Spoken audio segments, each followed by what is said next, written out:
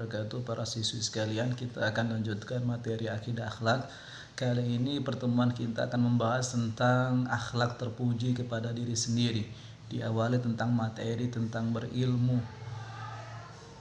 Dan pengertian daripada berilmu ini dalam bahasa, kata ilmun itu artinya pengetahuan. Ini berasal dari bahasa Arab alima ya'lamu i'lam. Menjadi ilmun atau ilman artinya pengetahuan.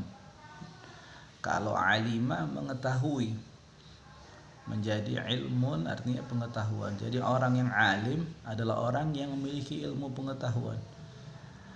Contohnya alim terhadap ilmu hisab, ilmu matematika.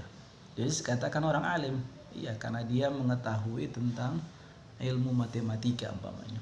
Alim untuk ilmu tersebut. Lawan kata dari kata ilmun ini jahlun, artinya kebodohan. Al-jahlu zalamun, kebodohan ibaratnya kegelapan. Al-ilmu nurun, ilmu adalah cahaya. Wal jahlu zalamun, dan kebodohan adalah seperti sebuah kegelapan.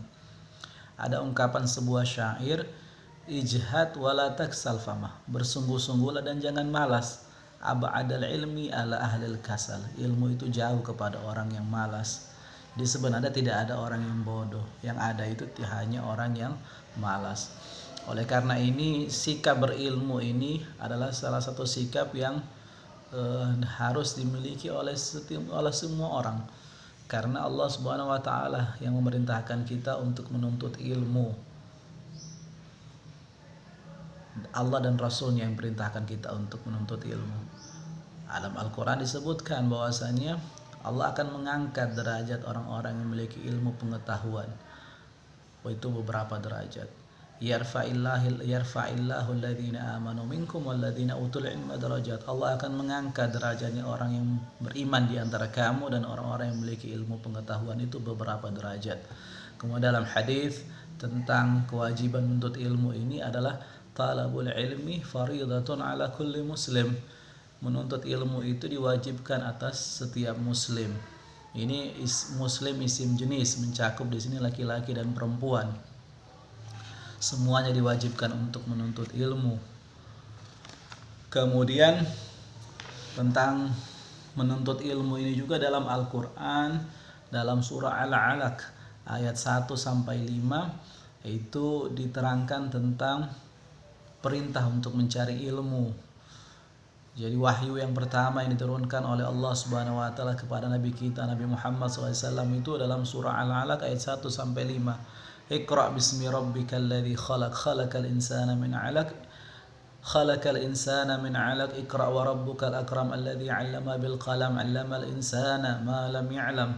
Bacalah dengan nama Tuhanmu yang menciptakan manusia dari segumpal darah. Bacalah, dan Tuhanmu yang maha mulia yang telah mengajarkan dengan perantaraan pena, yang mengajarkan manusia apa-apa yang tidak dia ketahui. Jadi ini ayat ini secara tegas menyuruh kita untuk membaca. Membaca ini maksudnya apa? Disuruh kita untuk belajar. Allah yang menyuruh kita untuk belajar. Apa yang harus dibaca? Apa yang harus dipelajari? Yang harus dipelajari adalah ayat-ayat kauliyah dan juga ayat-ayat kauniyah. Itu yang harus dipelajari. Karena dalam Al-Quran ini terdiri dari dua. Ada namanya ayat kauliyah, ada namanya ayat kauniyah. Kalau ayat kauliyah ini seperti firman Allah yang berarti tanda-tanda kebesaran Allah Subhanahu wa taala berupa firman-Nya dalam Al-Qur'an. Kalau di antara ayat kauliyah ini, utluh ma uhiya ilaika minal kitabi wa aqimis shalah. Bacalah kitab Al-Quran yang telah diwahyukan kepada Muhammad dan laksanakanlah salat. Kemudian dalam ayat yang lain, ma anzalna 'alaikal qur'ana litashqa illa tadhkiratan liman yakhsha tanzilan mimman khalaqal arda was samawati al-'ula ar-rahmanu 'alal 'arsy istawa. Dalam surah Taha, kami tidak menurunkan Al-Quran ini kepada Muhammad agar engkau menjadi susah, melainkan sebagai peringatan bagi orang yang takut kepada Allah. Diturunkan dari Allah yang menciptakan bumi dan langit yang tinggi, yaitu yang maha pengasih, yang bersemayam di atas arsy, ya. Tetapi Allah tidak bisa dikaitkan dengan tempat. Ada ayat-ayat mutasyabih. Kita kembalinya dalam akidah kita, Allah itu ada tapi tidak membutuhkan tempat, karena tempat ini makhluk. Allah yang menciptakan tempat. Jadinya adanya Allah ya sebagaimana keberadaannya. Allah ada di mana saja.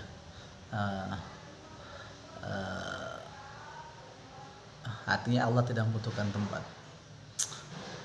Jadi itu ya dalam akidah kita.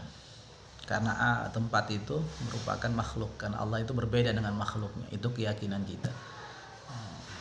Jadi Allah ada di mana saja dia berada. Allah mengetahui makhluknya dari semua arah, dari semua sisi. Ini kembali ke ilmu tauhid. Kemudian yang kedua ada ayat kauniyah. Ayat kauniyah ini adalah berkenaan tentang alam semesta. Jadi ayat kauniyah ini menceritakan tentang keadaan alam, tentang kebesaran Allah Subhanahu wa taala yang berupa keadaan alam semesta ini, planet-planet termasuk bumi yang kita pijak ini.